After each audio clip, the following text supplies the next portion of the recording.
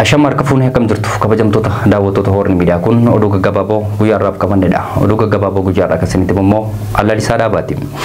Ethiopia yeroo jalqabaatiif gatii boba'aa liitirii tokko birrii 100 caalee jedhame. Kun otoo kanaan jiru dhaabbanni gatii boba'aa idil addunyaa dhiyeessu Global Petrol Price'n Itoophiyaan boba'aa gatii gadi aanaa gurguruun biyyoota Afrikaa keessaa sadarkaa 8ffaa addunyaa irraa immoo sadarkaa 28ffaa irratti akka argamtu marsariitii isaa irratti barreesse. Sirreeffama mootummaan gatii gurgurtaa oomishaalee boba'aa irratti taasiseen hordofuun seenaa Itoophiyaa keessatti yeroo jalqabaatiif gatiin boba'aa liitirii tokko qarshii 100 caalee jedhame.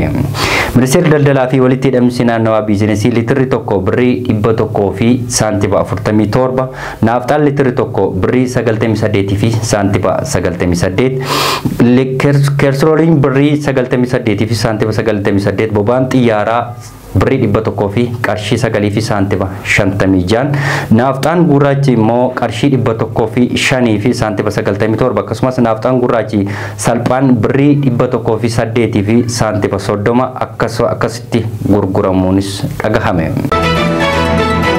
Seera baastonni jumlaan mootummaa federaalaa Somaaliyaa daangaa tasgabbii dhabsiisuu fi milishaa bobbaasuu himatani. Miseensonni mana maree federaalaa naannoo jumlaan irraa dhufan mootummaan federaalaa Somaaliyaa naannicha daangaa Keeniyaa fi Somaaliyaa irra jiru tasgabbii dhabsiisuuf hojjetaa jira jechuun himatani. Kibxata darbe ibsa baasaniin qondaaltonni federaalaa fi qondaaltonni waraana duraanii jumlaan keessa buufatanii jiran milishoota gurmeessuu fi deeggaruun rakkoo uumaa jiraachuu jiru jechuun himatani. Irbuun Dhoqobaa kitaaba yaadannoo artistii Daadhii Galaaniif barraa'e gabaarra ooluu fi jedhame. Artistii Daadhii Galaan waggoota 6 dura ture kan ajjeefame. Umurii gabaabaa jiraatetis sirboota hedduu kan sirbe yoo ta'u bara 2019 ture rasaasa gammachuuf dhoka'een jedhameen kan du'e. Amma maatiin isaa yaadannoo isaaf jecha kitaaba Irbuu Dhoqobaa jedhu barreessanii gabaarra oolchuuf akka jiran himani. Obboleessi Daadhii Galaan kan ta'e Taaddasaa Galaan akka dubbatetti kitaabichi hojiiwwan artistii Daadhii Galaaniif hojjete ture itti fufsiisuufis akkasumas immoo haqa isaa barbaachaaf barreessuu isaas hime. Dhibbee busaa godina wallaggaa Lixaanaa qondaalatti gandoota adda addaatti miidhaa qaqqabsiisaa jiraachuu jiraattonni himani.